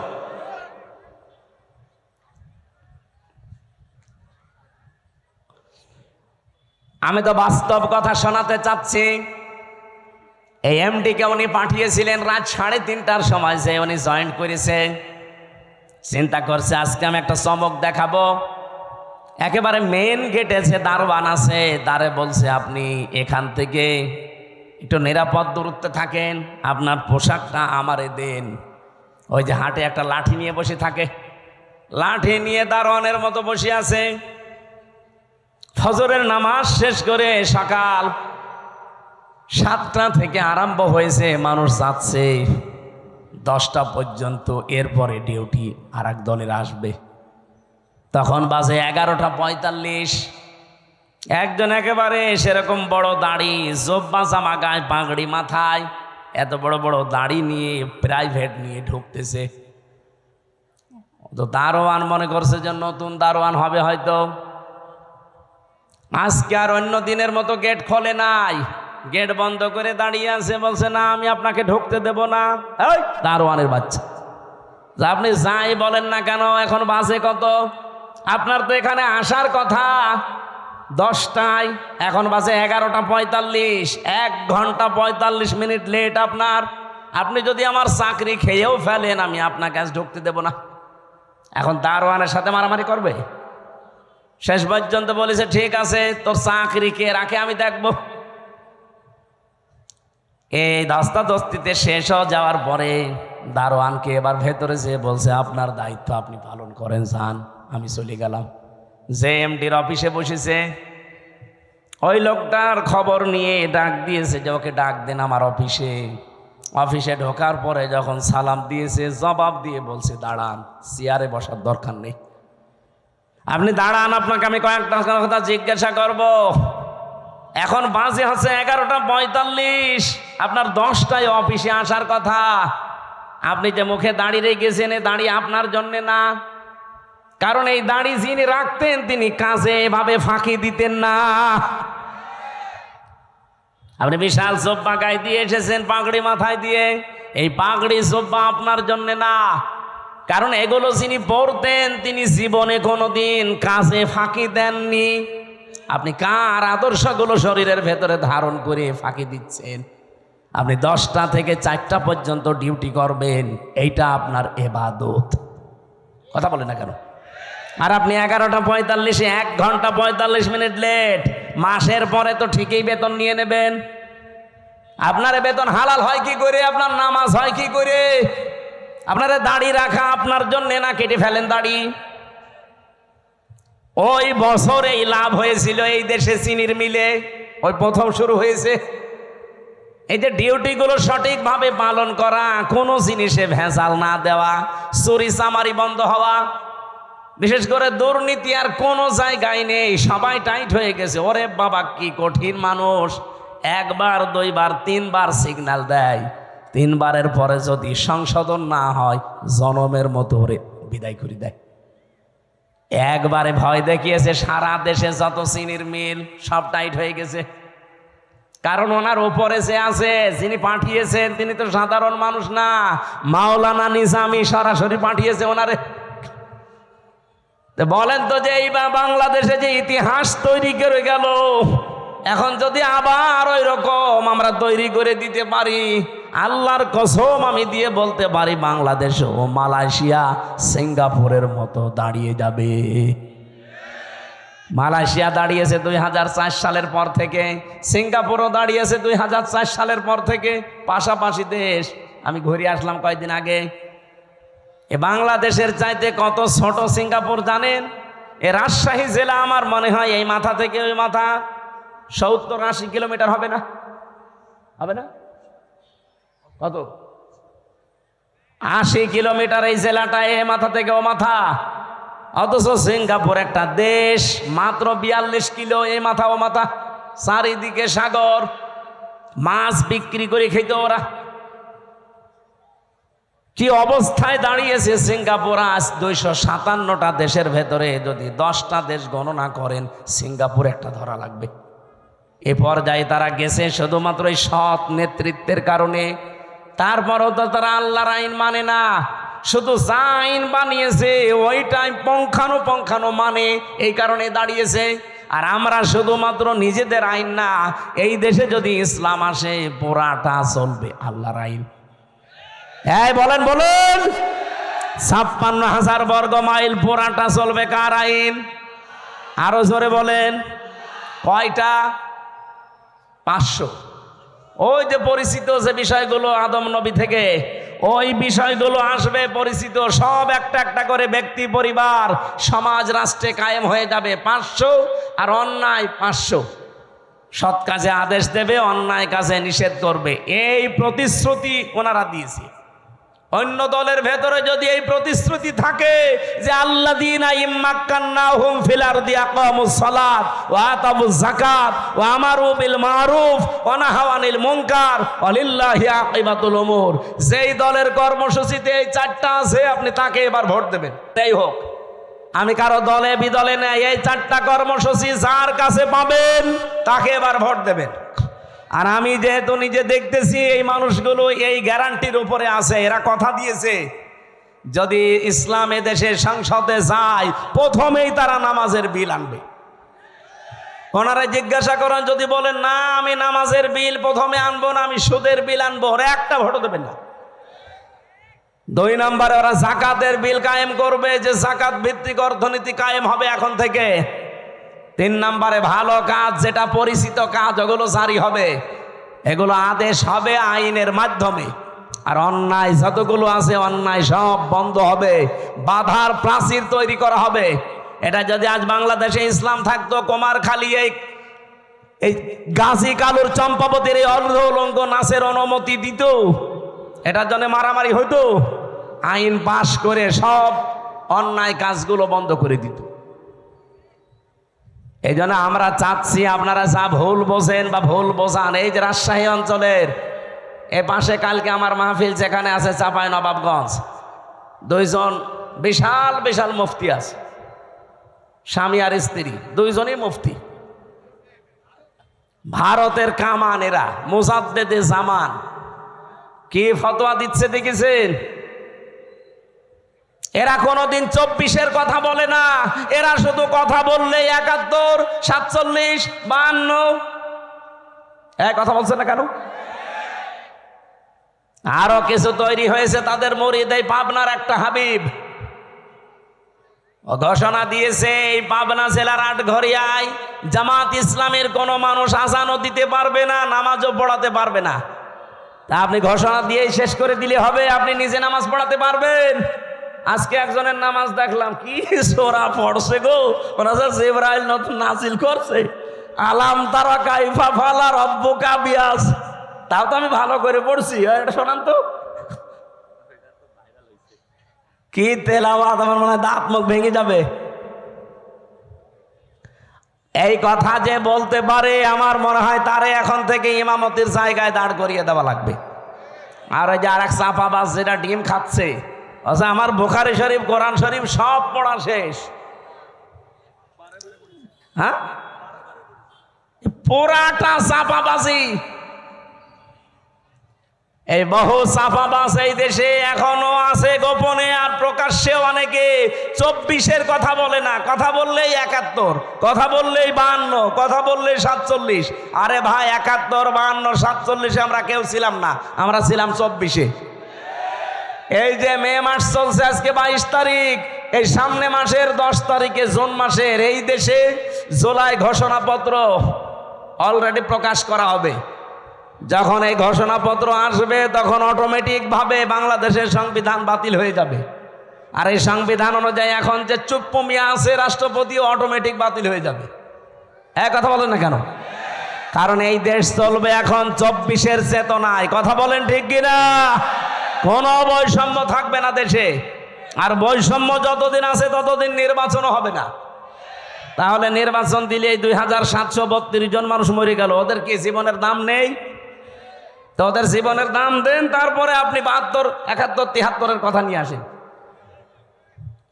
আমরা 71-কে সম্মান করি, 52-কে সম্মান করি, 47-কে সম্মান করি, কিন্তু না, সবচাইতে বড় সম্মানের জায়গা এখন আমি যেহেতু দেখেছি নিজে 24 কথা বলেন না কেন?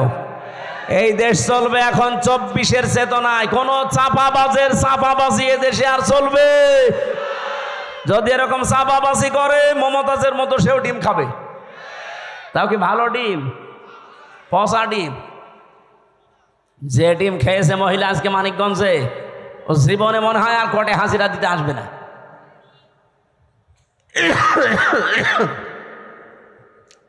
আমার ভাইরা, এই জন্য আমাদের সতর্কতার বিষয় হচ্ছে, আমরা এখন কাবিলের মতো না, আমরা এখন হাবিলের মতো অবস্থানে যাব। ভাই যা করেন করেন, আপনার ওই পায়ে পা দিয়ে ঝগড়া করতে চান, আমি এখন ঝগড়ার ভেতরে নেই, আমি আছি আমাকে সংশোধন করে জনগণের সামনে আস্থাভাজন হিসাবে তৈরি করা।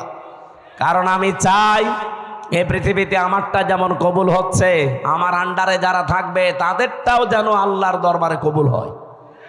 আর আপনি আমাকে মেরে ফেলার জন্য উঠে পড়ে লেগেছেন। লাইম বাসাত্তা ইলাইয়া ইয়াদা কালি তাকতুলানি মা নাবি বাসিতি ইয়াদিয়া ইলাই কালি আকতুলাক ইন্নী আখাফুল্লাহ রাব্বাল আলামিন। কি গুরুত্বপূর্ণ কথা ওই দিন হাবিল বলিস। আল্লাহ হাবিলের এই কথাগুলো আমাদের জীবনে মেনে চলার তৌফিক দেন, বলেন আমিন। আমরা সূরা মারইয়ামের 41 থেকে তেলাওয়াত আরম্ভ করেছি। তেলাওয়াত কিন্তু আয়াত থেকে তাফসীর আকারে কথা বল না, সময় বেশি হয়ে যাচ্ছে, একটু সময় দেন আমার আজকে, যেহেতু মাহফিল আজকে একটা, তো এই জন্য একটু বেশি সময় নিচ্ছি। মাহফিল যতক্ষণ চলে আয়াতটা শেষ না হতে থাকবেন। মোনাজাতের পরে আমার এই যে গাড়ি আছে, এটা আমার গাড়ি না, এই গাড়ি থেকে আমার লিখিত যে বই, ভেতরে আমি ইব্রাহিম আলাইহিস সালামের যে কাহিনী বর্ণনা করেছিলাম, এইটা আপনি আপনার উম্মতদের কাছে বর্ণনা করেন।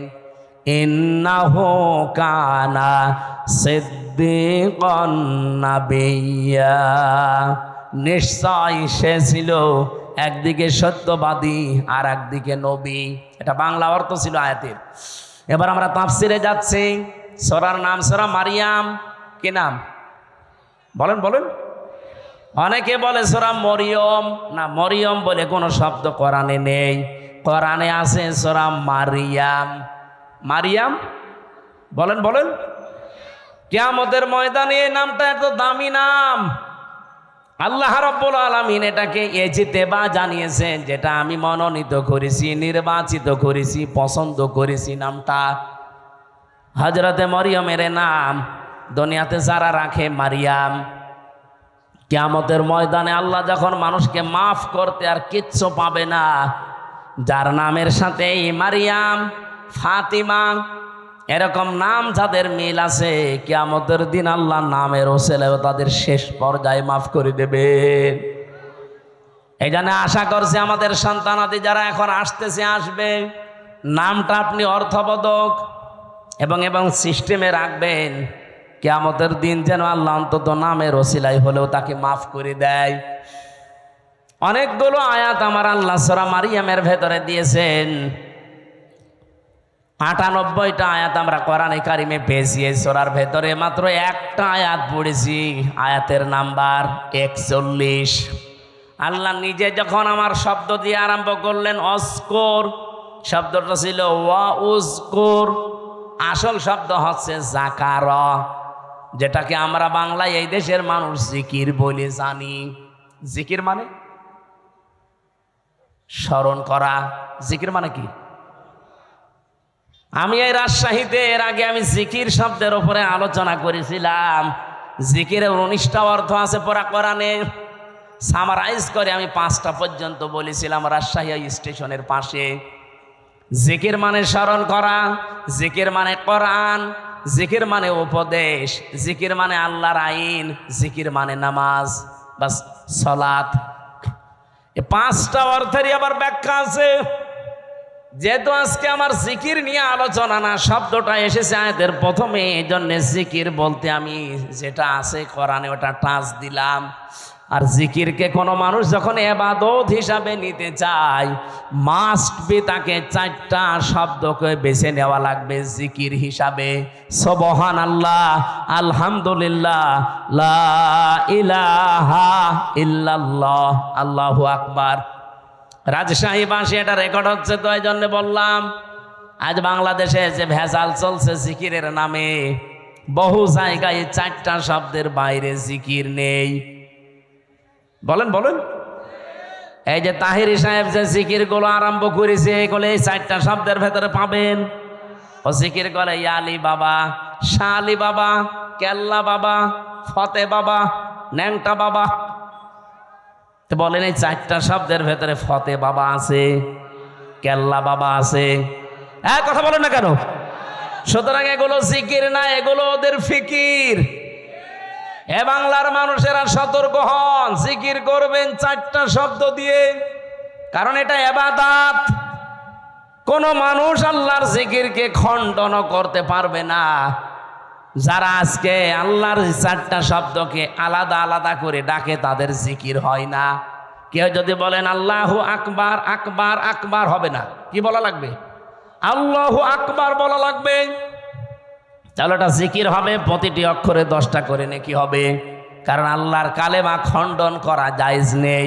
অতাম্মাত কালিমাতু রাব্বিকা সিদকাও ওয়া আদলা লা মুবাদদিলা লিকালিমাতিহি ওয়া হুয়াস সামিউল আলিম। বলেন আল্লাহু আকবার।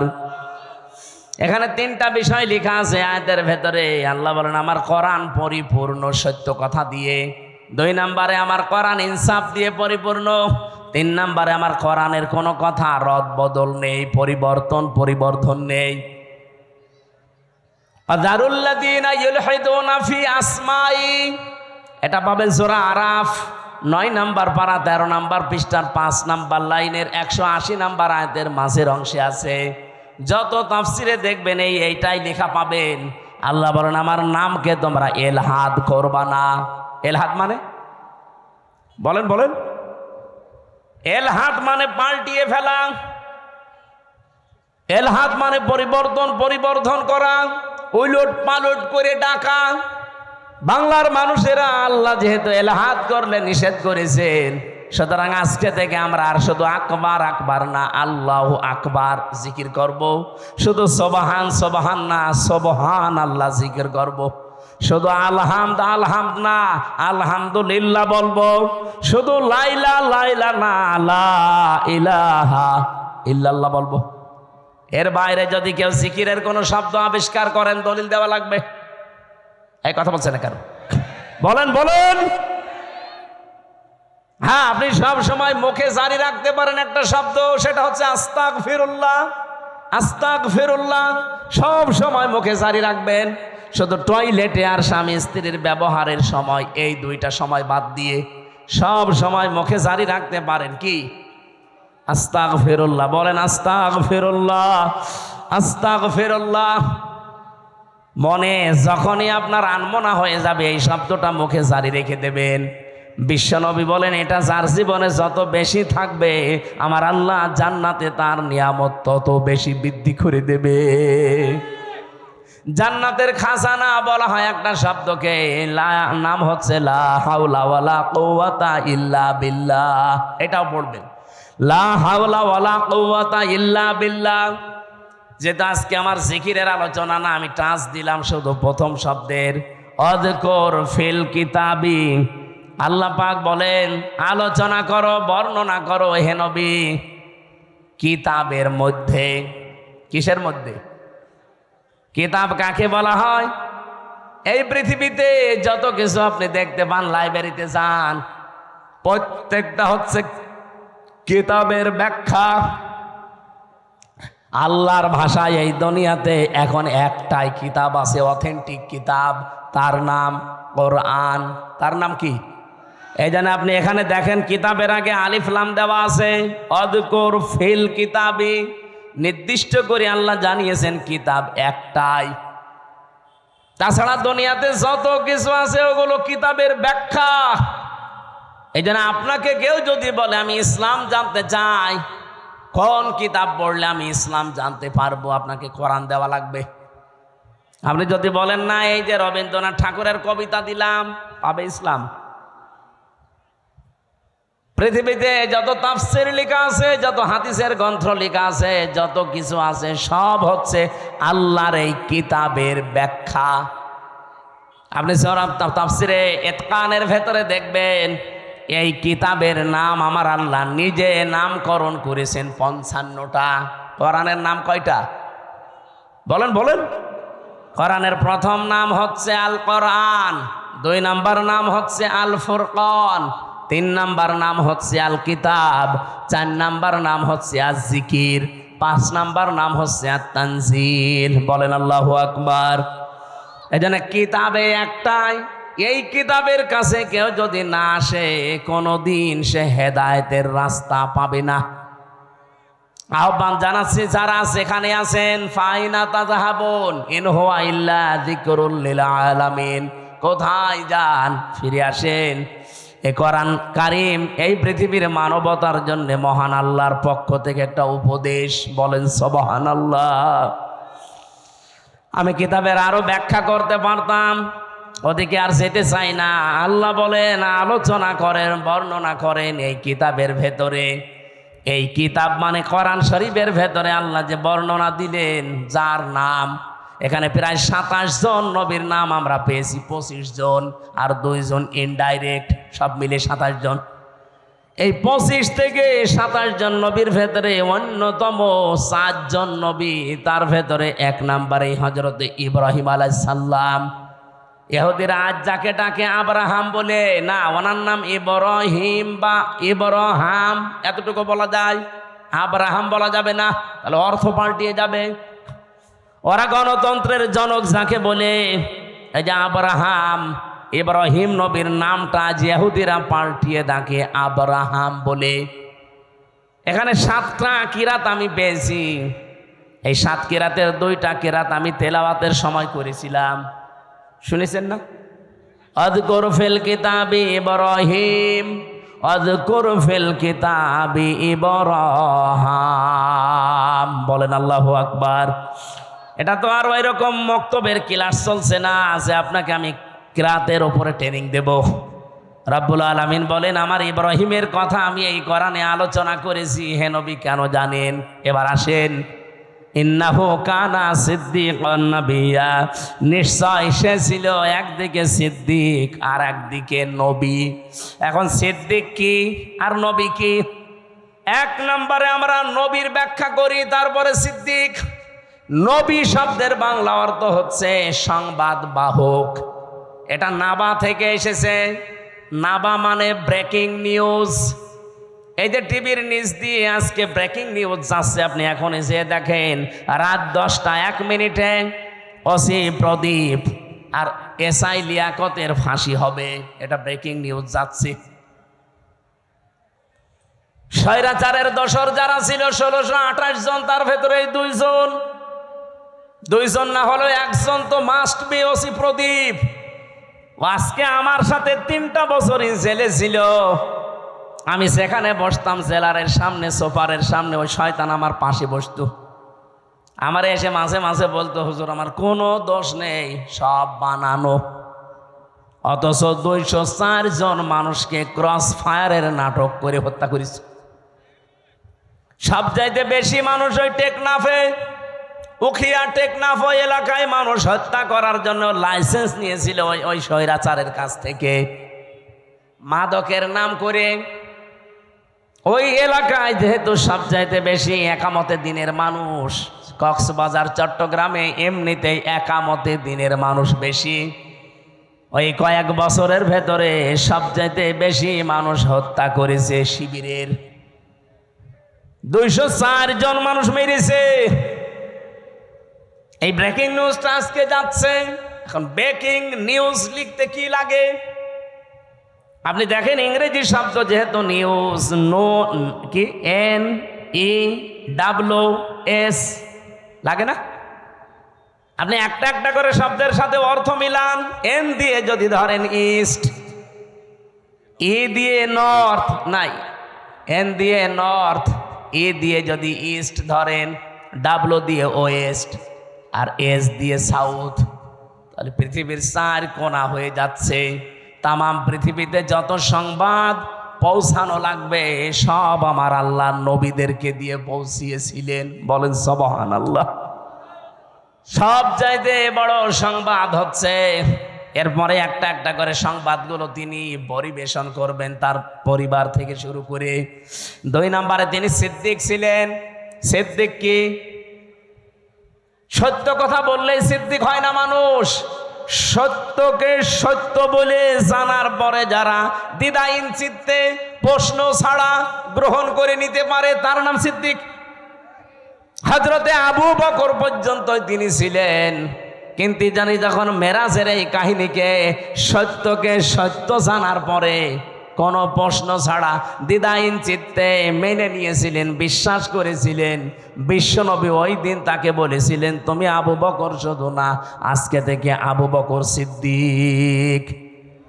তাহলে আজ বাংলাদেশে আমরা যদি কেউ সিদ্দিক হতে চাই, কিয়ামতের দিন যেহেতু 4 প্রকার মানুষকে আল্লাহ পুরস্কার দেবে, মিনান নাবিয়্যিনা ওয়াস-সিদ্দীকিনা ওয়াশ-শুহাদা ওয়াস-সালিহিন, এই 4 প্রকারের ভেতরে 2 নম্বরে সিদ্দিক।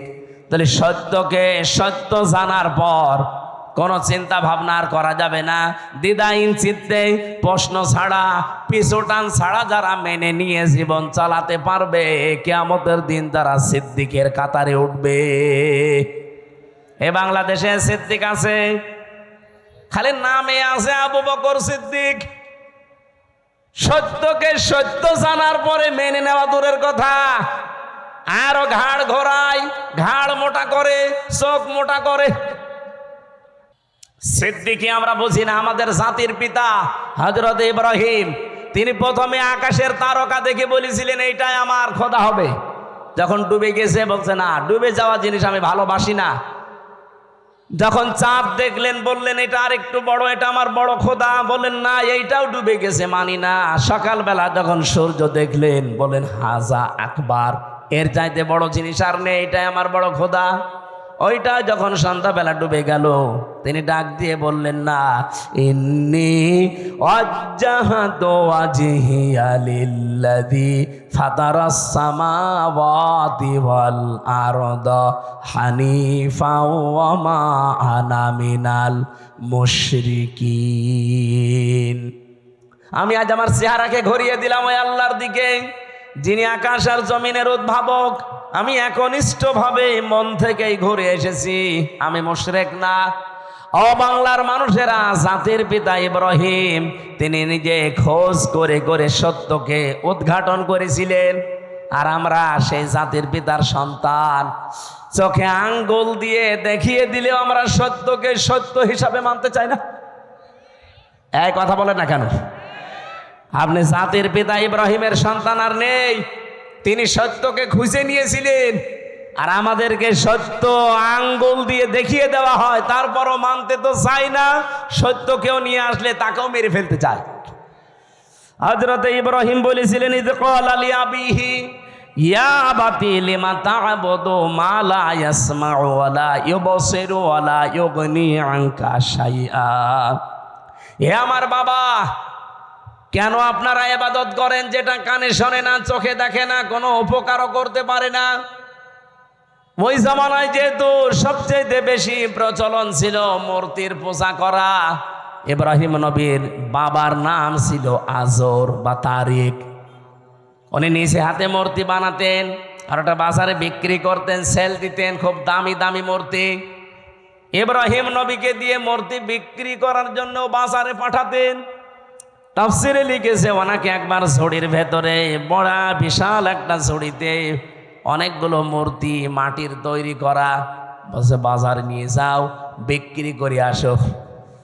বাজারে নিয়ে যাওয়ার পরে এক জায়গায় রেখে দিয়েছে। কেউ তো নিচ্ছে, কেউ নিচ্ছে না। চিন্তা করে অনেকগুলো তো বেঁচে আছে, কি করা যায়? মনের ভেতরে ওই যে উনি সত্যের সন্ধান যেহেতু আগেই পেয়েছিলেন, বাবাকে এত করে বুঝিয়েছেন যে বাবা এখানে শোনে না, চোখে দেখে না, উপকারও করতে পারে না, আপনি এর পেছনে সময় দেন, শ্রম দেন, এর কাছে মাথা নত করেন। বাবা তো মানে নাই, বলছে এটা আমার ব্যবসা, এটা করলে অনেক কিছু আয় হবে। প্রতিমধ্যে নিজে নিজে একটার সাথে আর একটা ঠোকর লাগিয়েছে। মাটির জিনিস, শুকনা জিনিস একটার সাথে আর একটা মারে ভেঙে যায়। বাড়িতে ঝুড়ি ভর্তি করে নিয়ে এসে বলছে, বাবা এই দেখেন রাস্তায় মারামারি করে এদের অবস্থা। আমার মনে হয় বিশ্বে আজ যারা মুশরিক আছেন, যারা মূর্তি পূজা করেন, বিবেকের ওপরে যদি কুকুরে পেশাব করে না দেয়, বিবেক যদি কারো কাছে বন্ধক না রাখেন, নিজের হাতে তৈরি করা জিনিসের সামনে জীবনও আপনি মাথা নত করবেন না।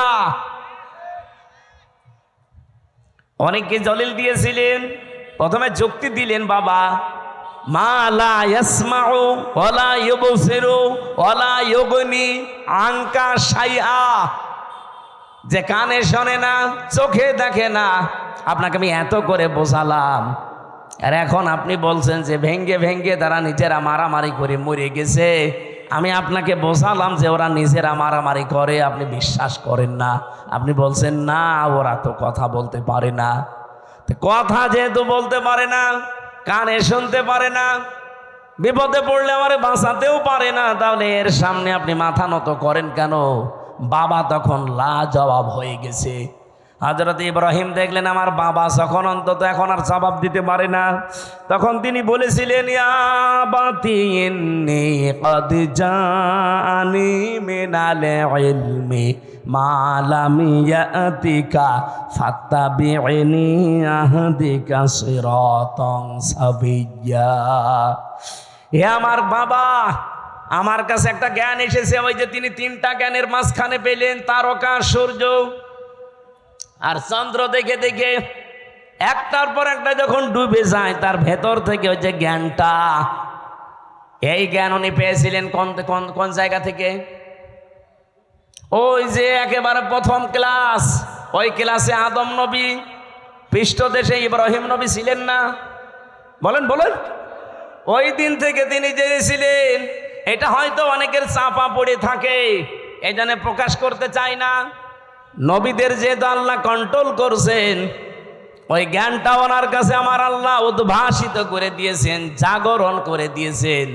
ডাক দিয়ে বললেন, বাবা আমার কাছে যে জ্ঞান এলেম এসেছে আপনার কাছে ওইটা নেই, আর আপনার কাছে থাকলে ওইটা চাপা পড়ে আছে।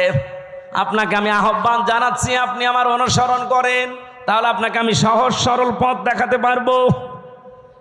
ইয়া বাতিলা তা'বুদিশ শাইতানা ইন্নাশ শাইতানা কানা লির-রহমানি আসিয়া।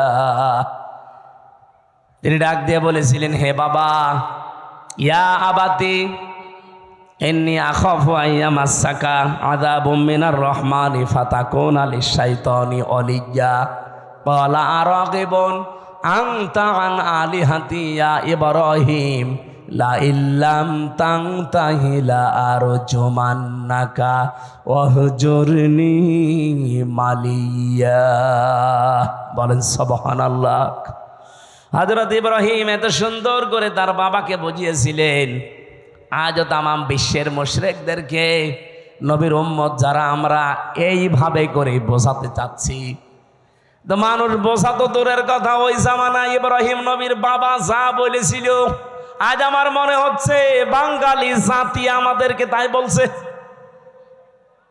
ওই জামানায় ইব্রাহিম নবীর বাবা বলেছিল, ওয়াহজুরনি মালিয়া, তোকে তো আমি নিজে জেলখানায় পাঠিয়ে দেব, অথবা মেরে ফেলবো, অথবা দেশ থেকে তোরে এমন দূরে দাঁড়িয়ে দেব যেন তোর সাথে দেখা না হয়।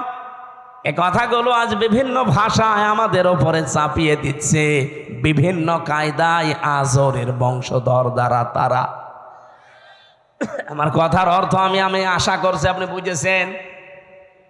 এত লাইন দিয়ে বোঝানো হয় মানুষদেরকে, এত জলিল দিয়ে, যুক্তি দিয়ে, প্রমাণ দিয়ে।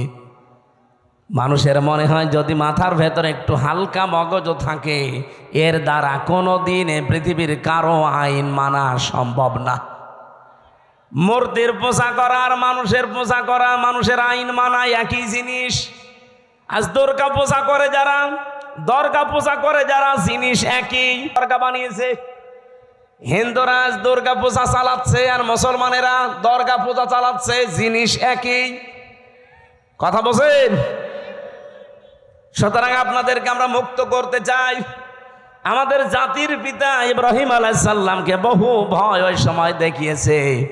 জাতির পিতা ইব্রাহিম নবী এবার দেখলেন না, এরা আমাকে আর বাঁচতে দেবে না, আগুনে পর্যন্ত শেষ পর্যন্ত ফেলে দিয়েছে।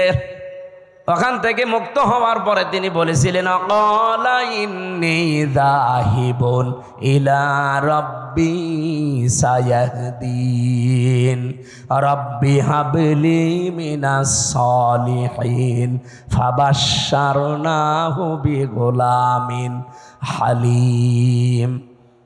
হযরত ইব্রাহিম ওই দিন জাতির কাছ থেকে, বাবার কাছ থেকে মুখ ফিরিয়ে বললেন, আমি এমন এক আল্লাহর দিকে, রবের দিকে ধাবমান হলাম, এমন দিকে আমার মুখ চেহারা ফিরিয়ে দিলাম। আমি আশা করছি অতি শীঘ্রই তিনি আমাকে পথ দেখাবেন, হেদায়েত দিয়ে দেবেন, পথের সন্ধান দেবেন। জাতির লোককে এত বোঝানোর পরেও যখন আর জাতি আসে না, এই দেশের আলেমরা কিন্তু শেষ পর্যন্ত ইব্রাহিম নবীর মতো এই কথা বলতে আমরা বাধ্য হব। কথা বোঝেন আমার? তখন আপনি জাহান্নামে যাবেন না, কোন জায়গায় যাবেন আপনার জন্য আমার আর কোনো আফসোস নেই, আমি ধরা বাঁধাও নেই। এত করে কত কিছু যুক্তি প্রমাণ দলিল দিয়ে যে মানুষের তৈরি করা আইন আর মূর্তি পূজা জিনিস একই। ওরা না বুঝে করছে আর আপনি বুঝে করছেন। ওরা দুর্গা পূজা করে, আপনি দুর্গা পূজা করেন, জিনিস তো একই। ফিরে আসেন, ফিরে আসেন, ফিরে আসেন। হাতে পায়ে ধরার বাকি আছে, আর কত কিছু বলা যায়। হযরত ইব্রাহিম ওই দিন নিজের একটা শক্তি, সমর্থন, হাতের একটা লাঠি, এইটার জন্যে তিনি দোয়া করতে আরম্ভ করলেন। একদিন, 2 দিন, 3 দিন না, 86 বছর, যে রব্বি হাবলি মিনাস সালিহিন, হে আল্লাহ আমারে তুমি একটা নেককার সন্তান দাও যে আমার লাঠি হিসাবে কাজ করতে পারে। আল্লাহ পাক 1 দিন, 2 দিন, 3 দিনে না, 86 বছর পরে এই দোয়াটা কবুল করেছিলেন। বলেন সুবহানাল্লাহ। তাকে সুসংবাদ দিলেন, আমি তোমাকে হালিমের সুসংবাদ দিলাম, গোলামিন হালিম। এটা কি চাচা হালিম না মামা হালিম? কি হালিম দিয়েছিলেন ইব্রাহিম নবীকে আল্লাহ রাব্বুল আলামিন বলেন, ও ইব্রাহিম, কি গোলামিন হালিম দিয়েছে একটু পরীক্ষা করে দেখো। ফালাম্মা বালাগা মাহু সায়া ক্বালা ইয়া বুনাইয়া ইন্নী আরা ফিল মানামি আন্নী আযবাহুকা ফানজুর মাযা তারা ক্বালা ইয়া আবাতি ফাআল মা তুমার সাতাজিদুনি ইনশাআল্লাহু মিনাস সাবিরিন। হযরত ইব্রাহিম চিন্তা করলেন, আল্লাহ আমাকে স্বপ্ন দেখিয়েছে সবচাইতে প্রিয় বস্তু কোরবানি দিতে। আমি তো এর আগে বহু দুম্বা কোরবানি দিলাম, একটাও কবুল হয়নি। আমি এখন ভেবে দেখি আমার কাছে সবচাইতে প্রিয় আমার সন্তানটা, কারণ ৮৬ বছর পরে এসেছে। ওনাকে জবাই দেওয়ার জন্য অনুমতি চাইলেন। প্রশ্ন আসতে পারে, বিধানটা কার? আরো জোরে বলেন। পালন করবে কে? একজন নবী। একজন নবী যেমন তেমন না। এই ২৫ জনের ভেতরে ৪ জন শ্রেষ্ঠ, তার ভেতরে ইব্রাহিম শ্রেষ্ঠ। তিনি আল্লাহর বিধান পালন করবেন, এই জায়গায় এতটুকু ১৩ বছরের সন্তানের কাছে অনুমতি নেওয়ার দরকার কি? এই জন্য অনুমতি নিয়েছিলেন। তিনি যে ৮৬ বছর দোয়া করলেন, আমি রব্বি হাবলি মিনাস সলিহিন চাই। আল্লাহ যে জবাবে বলেছিলেন গোলামিন হালিম, তোমাকে আমি সহনশীল ধৈর্যশীল সন্তানের সুসংবাদ দিলাম। কেমন হালিম দিয়েছে আজকে আমি দেখব। তিনি যখন বললেন, আমি কি তোমাকে জবাই করতে দেখেছি, তোমার রায় বলো। উনি মনে করেছিলেন সন্তান মনে হয় দৌড় দেবে, কিন্তু না, এসে বলছে, বাবা যা আদিষ্ট হয়েছেন আপনি পালন করেন, আপনি আমাকে ধৈর্যশীলদের মধ্যে পাবেন। ইব্রাহিম নবী এবার ১০০ ভাগ বিশ্বাস করে ফেলেছেন, আল্লাহ তুমি কি আমাকে গোলামিন হালিম যা দিয়েছো এটা তো ১০০ ভাগ কার্যকর। এ সন্তানের কথাবার্তার ধরন কি? তিনি ভাবাস কি সাতাজিদুনি ইনশাআল্লাহু মিনাস সাবির বলতে পারতেন, যে আমি ধৈর্যশীল। বলেন নাই, বলেছিলেন সাবিরিন। আমার মতো বহু ধৈর্যশীল দুনিয়ায় আছে, তাদের ভেতরে আমিও একজন। তার মানে আমি অহংকার করি না আল্লাহর বিধান পালন করতে পেরে। বলেন সুবহানাল্লাহ।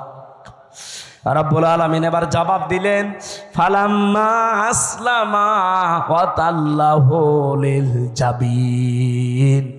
যখন দুইজনে এগ্রি হয়ে গেছে, আসলামা দ্বিবচন, দুইজনেই যখন রাজি আল্লাহর বিধান পালন করার জন্যে, ইব্রাহিমও রাজি, ইসমাইলও রাজি, আতাল্লাহু লিল জাবিন, জবাই করার জন্যে কায়তো করে ফেলেছেন।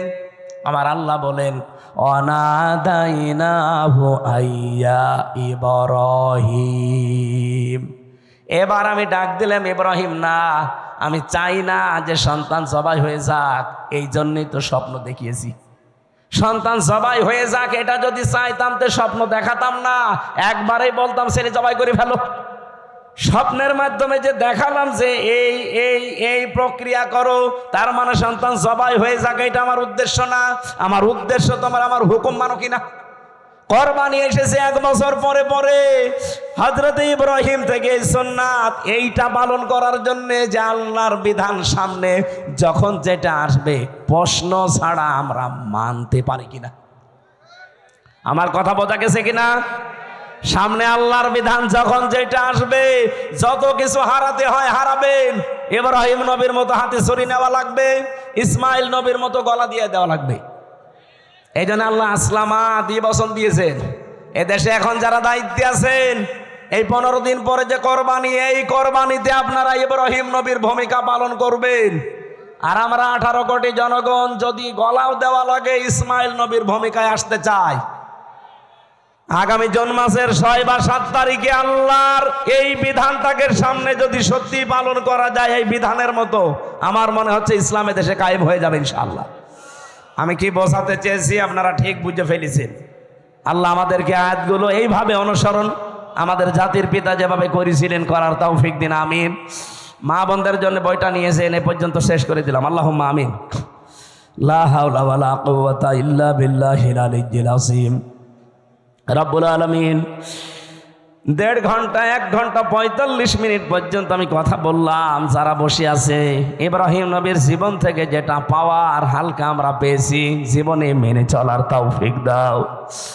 আজকের মাহফিলের সওয়াবগুলো নবীজির রওজায় পৌঁছিয়ে দাও। যে যুবকগুলো এই মাহফিলের জন্য কাজ করছে, আল্লাহ এই যুবকদেরকে তুমি ওমরের মতো বানিয়ে দাও। মা বোনরা যারা এসেছে খাদিজার মতো বানাও। এদের পেটে যে সন্তানাদিগুলো আসে, আল্লাহ তুমি এদেরকে হযরতে আলীর মতো, ওসমানের মতো কবুল করে নাও। অনেক পরিবারে অশান্তি আছে, আল্লাহ স্বামী স্ত্রীর ভেতরে শান্তি দিয়ে দাও। এলাকায় মাটির নিচে যারা কবরে আছে, কবরগুলো জান্নাতুল ফেরদাউস তৈরি করে দাও। রব্বুল আলামিন চেষ্টা চালিয়েছে কোরআনে কারিম থেকে সঠিক কথাগুলো তুলে ধরতে, শিক্ষা নেওয়ার জন্যে। কম বেশি আমরা যারা বুঝেছি, আগামীর জীবনে আমল করার তৌফিক দাও। আমাদের ঈমান আমল ইব্রাহিম ইসমাইলের মতো বানিয়ে দাও। 15 দিন পরে মহান দিবস আসতেছে, ঈদুল আজহা। এই ঈদুল আজহায় মূল শিক্ষাটা তোমার বিধান পালন করা, এটা মেনে চলার সুযোগ দাও। কখন কার কাছে আজরাইল পাঠিয়ে দাও আমরা জানি না। যখনই আজরাইল আসবে, জীবনের শেষ কথা যেন এটা বলতে পারি, লা ইলাহা ইল্লাল্লাহু মুহাম্মাদুর রাসূলুল্লাহ। আসসালামু আলাইকুম।